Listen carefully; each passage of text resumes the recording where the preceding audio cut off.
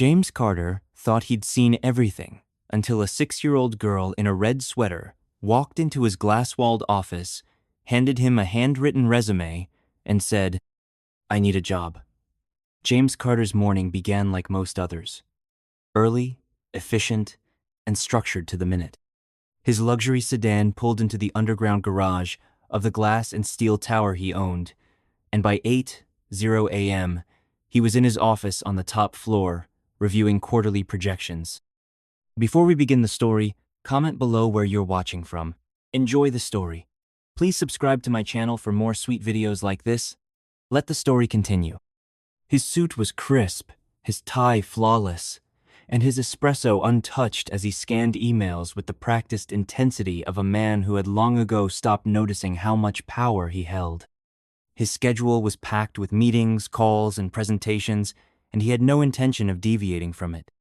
At least not until his assistant, visibly pale and hesitant, knocked and opened the door without waiting for a reply. "Sir, there's someone here to see you.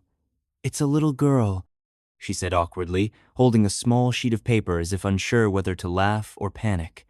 James looked up, confused. "A child?" he repeated flatly, expecting some misunderstanding. Before he could finish his thought, the office door opened wider, and in walked the most unexpected visitor of his career. She couldn't have been older than 6. Her light brown hair was slightly tangled, her brown eyes large and calm. She wore a red sweater, a denim skirt, and scuffed sneakers. A small, worn backpack rested on her shoulders, and in her hands she held a single piece of paper. Without waiting for anyone to speak, she walked up to his desk, stood on tiptoes to reach it, and placed the paper down. Then, she looked up and said, as clearly and directly as if this were the most normal thing in the world, "I need a job." James didn't respond immediately. He wasn't even sure how to. The room was silent except for the hum of the city outside the floor-to-ceiling windows. Slowly, he picked up the paper. It was a child's attempt at a resume, written in large, uneven letters. "I can clean. I'm quiet. I don't cry in front of people. I can help. I can learn." There were stars drawn in the corners and a small, shaky heart next to the line that read, "Please." He set the paper down, looked at her again, and knelt beside his chair. His voice softened as he asked, "Why are you here, sweetheart? You're a little girl. You don't need a job." She stared at him, not blinking, and answered with a calmness far beyond her years. "My mom is dying," she said. No tears, no drama, just truth. The air in the room shifted. James, a man who had built empires and shut down competitors without flinching, felt his throat tighten. She said it like she'd said it many times before, like she had accepted it but refused to surrender to it.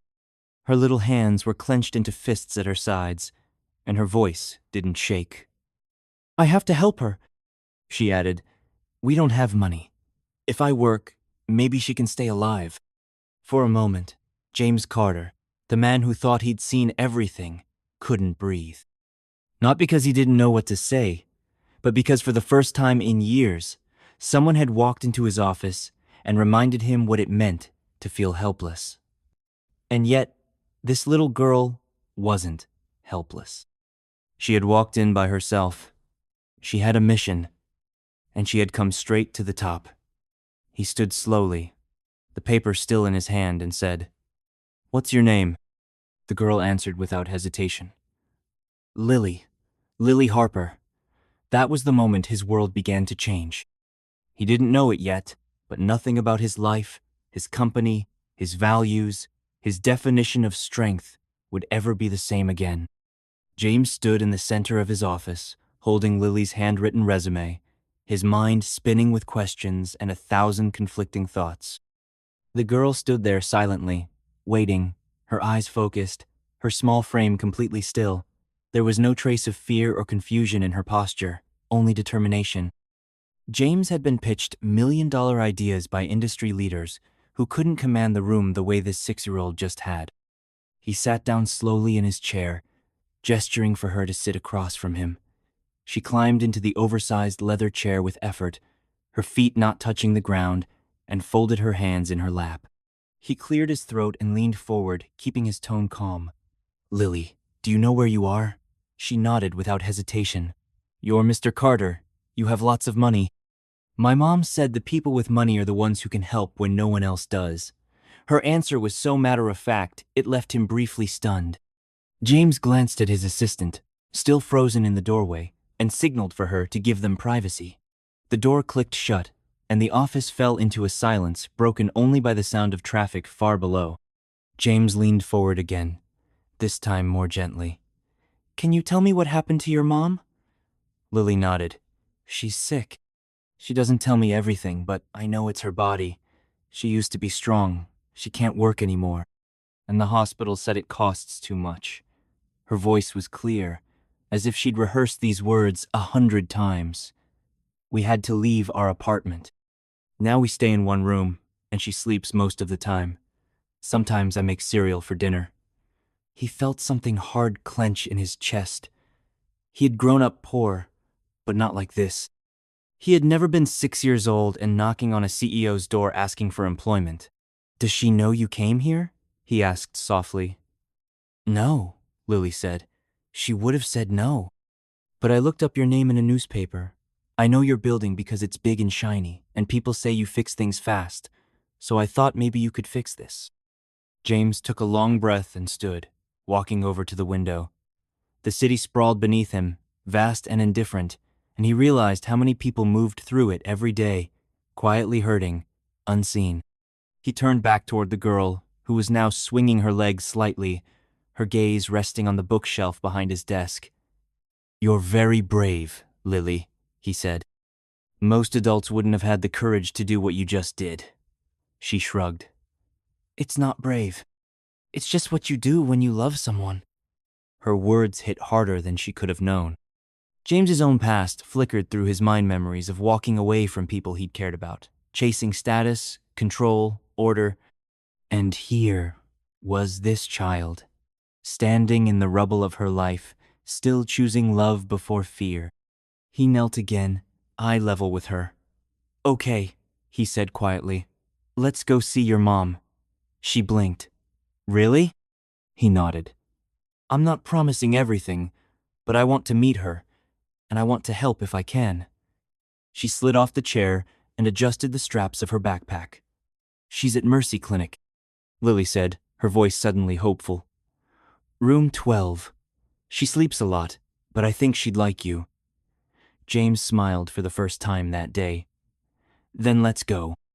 And with that, he took a deep breath, grabbed his coat, and walked out of his office to a board meeting or business lunch. But hand in hand with a 6-year-old girl who had just rewritten the most important rule of his life. Some things can't wait.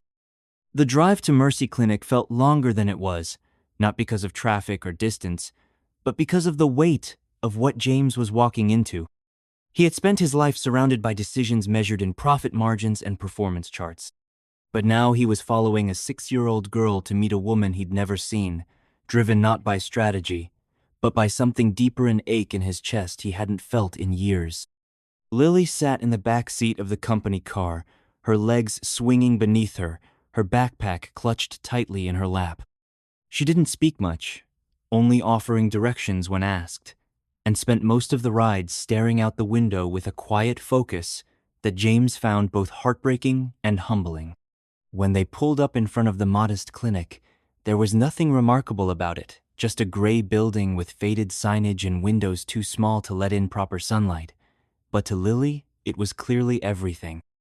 She jumped out quickly, then waited beside the door until James joined her. As they entered the lobby, the nurse at the front desk looked up in surprise. James was still dressed in his tailored coat and expensive shoes, a presence that drew attention. But it was Lily who stepped forward and spoke first. "Room 12, please," she said. "She's my mom." The nurse hesitated, then nodded, pointing down the hallway. James followed Lily past worn tile floors and peeling paint, each step heavier than the last. When they reached the door, Lily paused, her small hand on the handle. "She's really tired," she warned him. "Sometimes she doesn't wake up when I talk to her." James gave a gentle nod, and Lily pushed open the door. Inside, the room was dim and quiet. A woman lay in the hospital bed, pale and thin, with IV lines trailing from her arms and a heart monitor beeping in steady rhythm. Her face was delicate, worn by exhaustion, but peaceful in its stillness. Lily walked straight to her side, placed her backpack on the chair, and reached for her mother's hand. "Mom, I brought someone," she whispered. "He's the man I told you about." James stood at the foot of the bed, unsure how to move, unsure what to say. This woman, Clara Harper, had clearly been through more than most people could handle. Her skin was almost translucent, her chest rising slowly as if every breath cost her effort. There was a strength in her, even as she slept, something unspoken that lingered in the room. He stepped forward and gently placed the child's resume on the bedside table. "I don't know if you can hear me," he said softly, "but I met your daughter today, and I don't think I'll ever be the same again." Lily sat in the chair beside her mother and looked up at James. She used to work a lot. She was a nurse. She helped people. But when she got sick, no one helped her. "That's why I came to you." James knelt beside the bed, one hand resting on the edge of the blanket. "You did the right thing," he said, his voice quiet but firm, "and I'm going to help her now." The nurse entered a few minutes later to check vitals. She glanced at James, then at Lily, and seemed to sense this wasn't a typical visit. She whispered that Clara had been holding steady for days, but would need advanced treatment the clinic could no longer afford to continue. James listened carefully, asked precise questions, and when the nurse left, he stepped outside to make 2 calls. The first was to his physician, asking for a full evaluation of Clara Harper's records and an immediate transfer to a private facility. The second was to his legal team, ordering a discreet financial arrangement to cover whatever came next, no matter the cost. When he returned to the room, Lily was resting her head beside her mother's hand.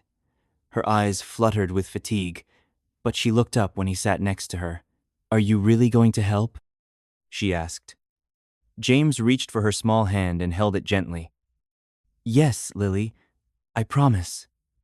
He didn't fully understand what had happened that day, and how a little girl with a backpack and a piece of paper had shattered his routine and cracked open a part of him he thought was long buried. But as he sat in that quiet hospital room, watching over a woman he didn't know and a child who had trusted him with everything, he knew this wasn't a detour. This was the beginning of something that would change his life forever. The following morning, James arrived at the hospital just after sunrise. He had barely slept the night before, his mind consumed by thoughts of Clara and Lily. The image of the little girl sitting beside her mother's hospital bed had stayed with him like a weight on his chest. It wasn't pity that haunted him. It was responsibility, a kind he hadn't known before. Not the corporate kind that came with shareholders and deadlines, but a human kind. The kind that made you want to show up before anyone asked. When he stepped into the clinic, the nurses at the front desk greeted him with a mixture of surprise and reverence. He had already arranged for Clara to be transferred that day to one of the private hospitals he funded through his company's foundation. Specialists had reviewed her file overnight, and a treatment plan had been drawn up with aggressive but hopeful measures. Everything was moving fast, but James wasn't interested in waiting around to let bureaucracy take over. He had watched too many decisions made slowly for the sake of process. This one was personal. This one would move at his pace. He walked down the now familiar hallway toward room 12, carrying a paper bag filled with breakfast fruit, a muffin, and a small cup of cocoa. Lily was already awake, curled up in the chair beside her mother, her knees pulled to her chest. She looked up when he entered and gave him a sleepy smile, which, despite everything, still held the quiet power to soften him. He handed her the bag, and she took it with a small nod of thanks.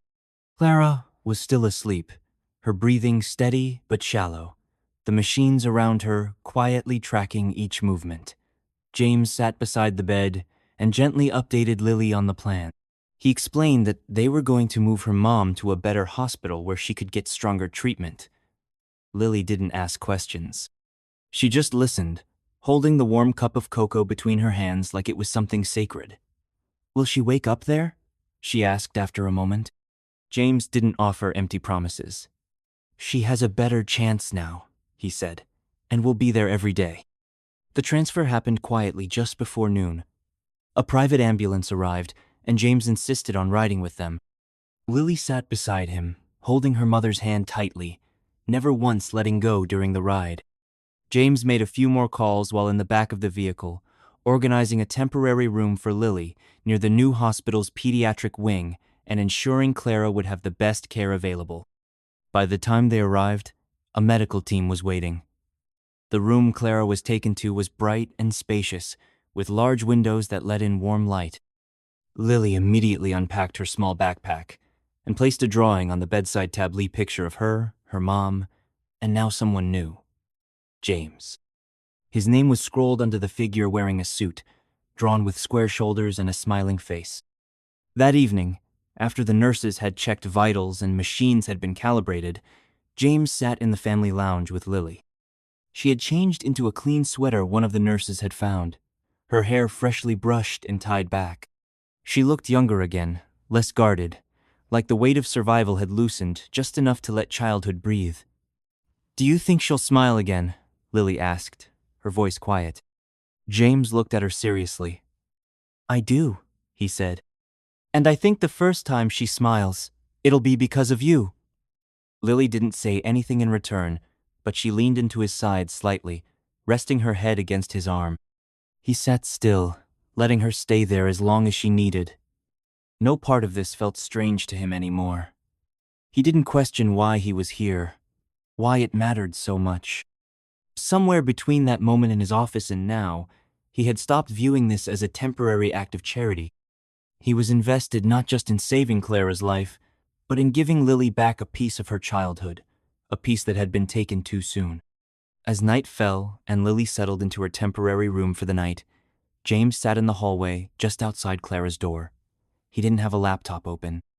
No files, no calls, no spreadsheets, just him, and the sound of monitors humming in the background.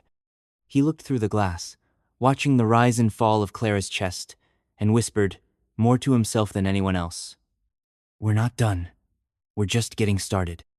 The fifth day marked a quiet but undeniable shift in the atmosphere surrounding James, Lily, and Clara.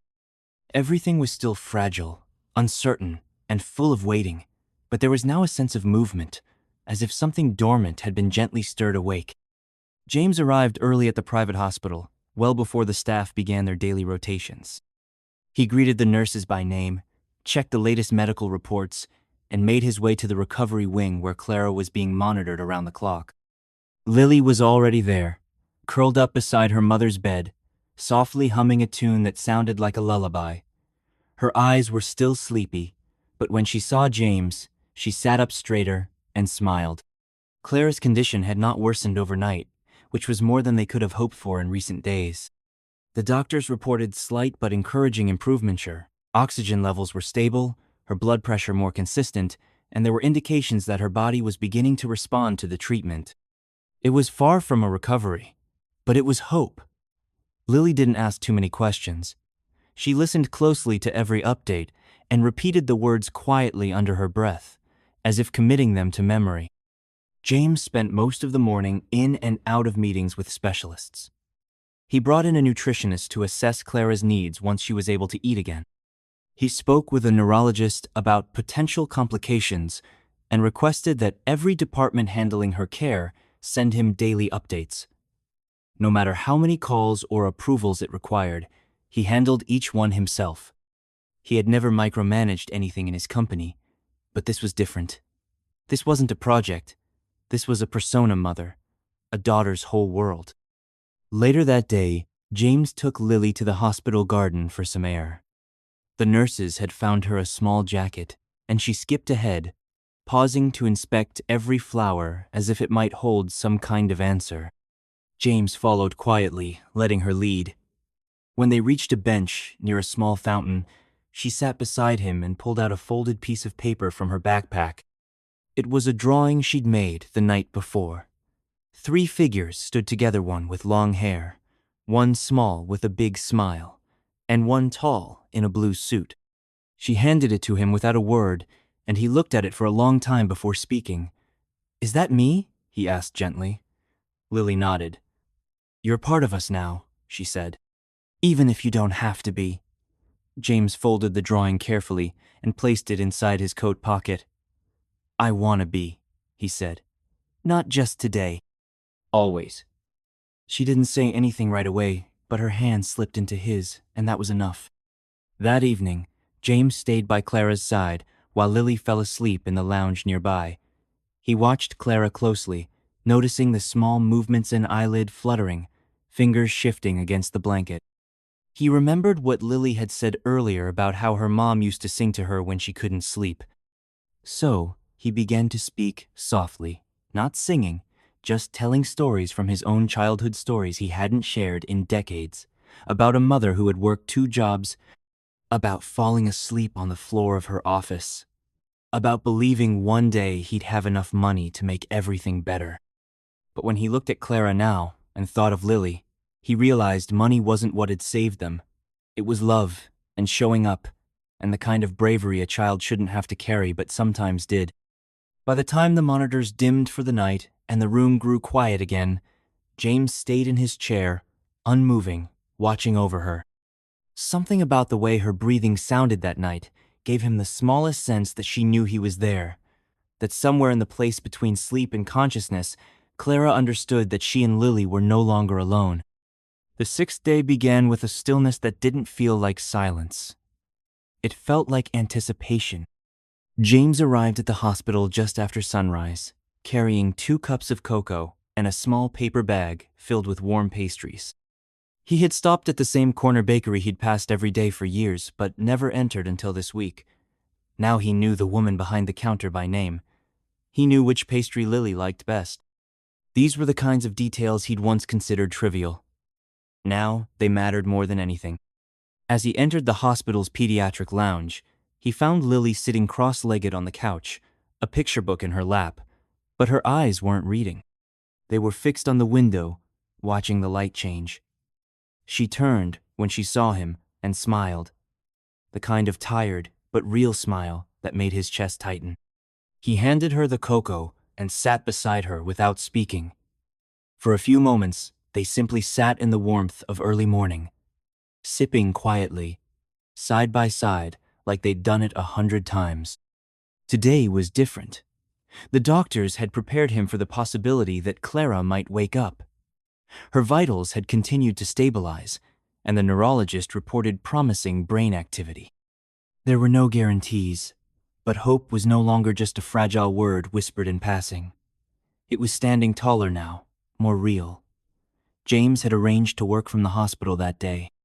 His team had adjusted, meetings were pushed, calls redirected, and he'd brought his laptop just in case. But the truth was, he wasn't interested in spreadsheets. Every moment his attention drifted, his eyes returned to the hallway that led to Clara's room. Around midday, Lily and James went to visit her. The nurses had added fresh flowers by the window and rearranged the machines to make the space feel less clinical, more peaceful. Lily walked to the side of the bed and took her mother's hand, just as she always did. But today, something changed. Clara's fingers twitched in response. Then her eyelids fluttered. James stood motionless, his breath caught, his entire body focused on what might happen next. Slowly, painfully, Clara opened her eyes. At first, her gaze was unfocused, her lips dry and unmoving, but then she blinked and turned her head ever so slightly. Her eyes landed on Lily, who was now crying softly, her fingers tightening around her mother's hand. "Mom," she whispered, barely audible. "It's me. I'm here." Clara blinked again, and, in the weakest voice imaginable, whispered back, "Lily." The sound of her name seemed to fill the room like sunlight. James had never heard anything more fragile or more powerful. The nurse rushed in, followed by a doctor, and for a few minutes, the room filled with movement and clinical chatter. But James barely noticed. He stood at the edge of it all, his heart pounding, his eyes never leaving Clara's. When the medical checks were done and the monitors calmed, Clara looked at James for the first time, her eyes, though clouded with exhaustion, carried recognition not from memory, but from presence. She had felt him there. She knew without asking that he had stayed, that her daughter had not been alone. She tried to speak again, but her throat caught. James moved closer, gently taking her other hand. "Don't rush," he said. "We're not going anywhere." Lily climbed onto the side of the bed, laying her head near her mother's shoulder, careful not to disturb the wires. Clara reached for her fingers brushing gently against her hair. That evening, after the excitement of the day had settled, James sat with Lily outside in the hospital's garden courtyard. The air was cool, the sky deepening into shades of pink and gold. Lily leaned against him, wrapped in the jacket he'd bought her earlier that week. "She said my name," she whispered. "That means she's still mine." James looked at her and nodded. "She was never gone," he said.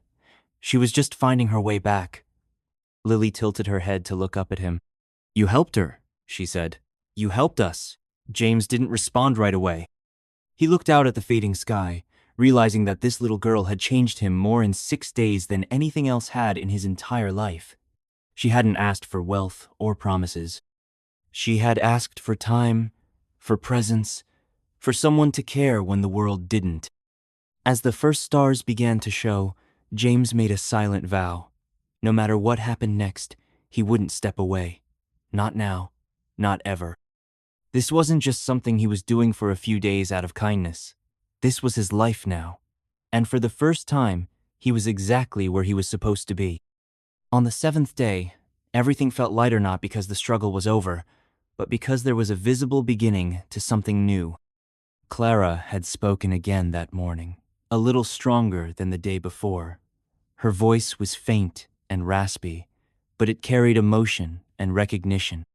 She had asked for water, then for Lily, and then, softly, she had asked who the man beside her bed was. Lily grinned and simply said, "That's James. He's helping us." Clara's gaze had shifted to him, and though her face was tired, her eyes were clear. James had introduced himself again, more gently this time, not as a businessman, but simply as someone who had been trying to do the right thing. The doctors were cautiously optimistic.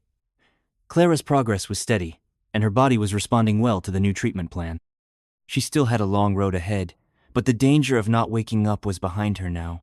Lily barely left her mother's side, only stepping away when James coaxed her outside to eat or rest. She seemed to trust that her place in that room was safe again, that no one was going to take her away. James, too, had become a fixture in that hospital wing. He was no longer treated like a visitor, but like a part of the family. That afternoon, a social worker named Elise arrived for a follow-up. She had met James briefly when he'd first arranged Clara's transfer, but had returned now to discuss next steps. They met in the small family room across from Clara's unit, while Lily sat in a beanbag chair drawing a picture of her mother with flowers in her hair. Elise reviewed the documents and updates that James's legal team had already submitted. She looked impressed, but remained thorough. "You've gone above and beyond," she said, flipping through the file. "Most people in your position offer a donation and walk away. But you've stayed. You've taken responsibility." James sat forward slightly. "Because it's not charity," he said. "It's family, even if it doesn't look the way people expect it to." Elise asked if he had considered becoming Lily's legal guardian should the need arise. James hesitated, not because he didn't want to, but because it hadn't been a strategic decision. It had happened without formality, quietly, day by day. In the way he sat beside her in waiting rooms, carried her drawings in his pocket, and learned how she liked her toast. "Yes," he said finally. "If it ever comes to that, I want to be there for her." Later, James and Lily walked back into Clara's room, and Clara was awake again, her hands slowly moving across the blanket in search of her daughter. Lily climbed up beside her and showed her the drawing. "You have flowers now," she said, "because you're getting better." Clara smiled weakly, her eyes shimmering with gratitude. Then she turned to James. "I know I didn't ask for help," she said softly, "but thank you for giving it anyway." James sat down beside the bed, and looked at her, not like a man with power, not like a rescuer, but like someone who had needed this connection just as much. "Your daughter walked into my life and reminded me what matters," he said. "I should be thanking you." That evening, the three of them shared a quiet meal, hospital food warmed in the lounge microwave and eaten from paper trays. But to Lily, it felt like a feast. She told jokes and made her mother laugh, and James listened as if every word was a gift. The nurse on duty watched them with a smile, remarking later that it had been a long time since she'd seen so much life in that room. When it was time for Lily to sleep, James tucked her into the little fold-out bed beside Clara's. As he sat nearby, Lily looked up at him with sleepy eyes. "Do you think everything will stay like this?" she asked. James didn't lie. "It won't always be easy," he said. "But I'll be here. We get through it together." She reached for his hand and whispered, "I'm glad I came to your office." James squeezed her hand gently. "So am I," he said. "You changed everything."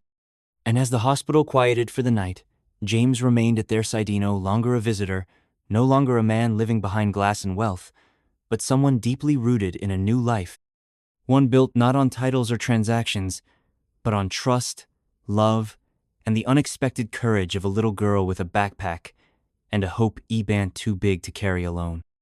The 8th day felt like the start of something neither of them had dared to believe in at the beginning.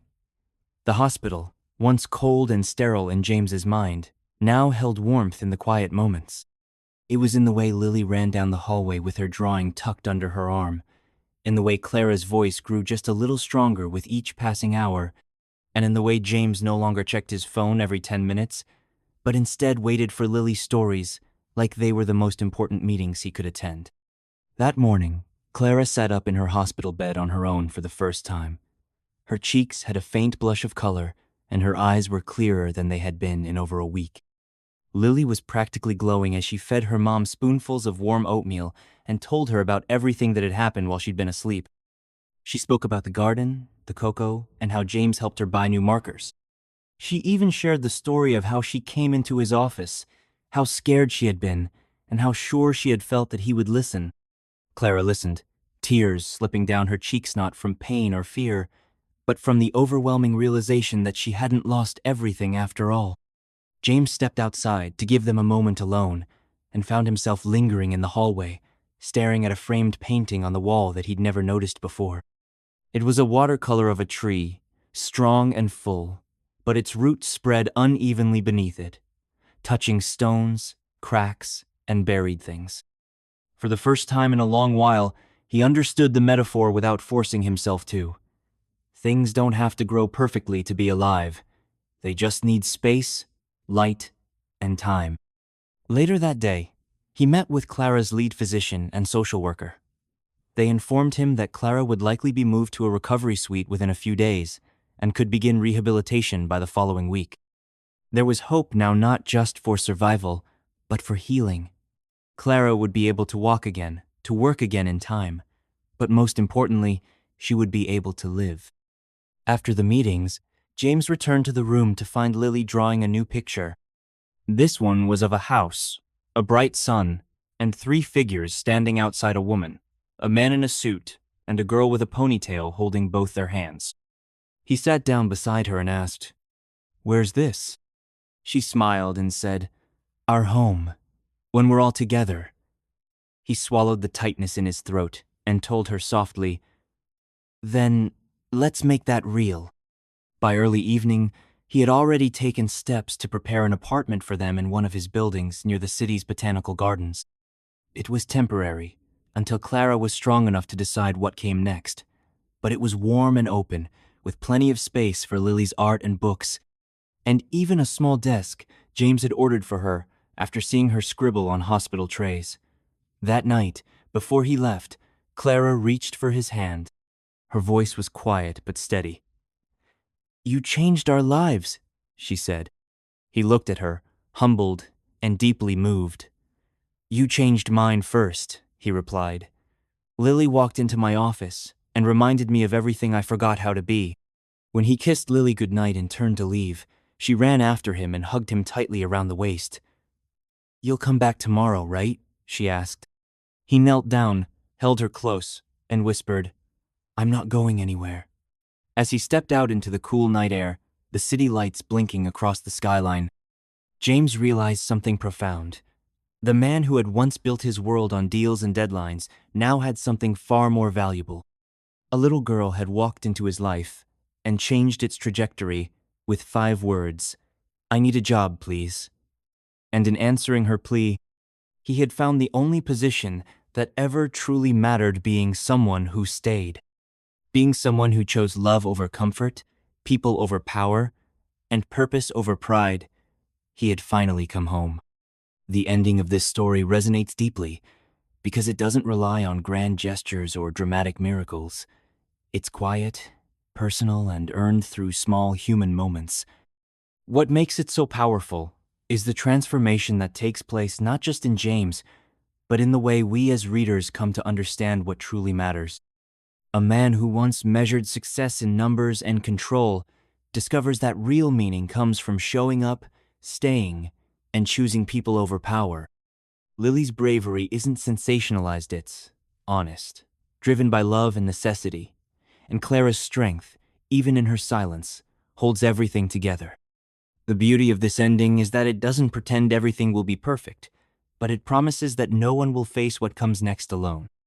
That message that love is an action, a decision, a commitment is timeless. To me, this is not just a story about saving someone else. It's a story about being saved by the very act of caring. And in a world often ruled by distance and distraction, that reminder is both shocking and quietly profound.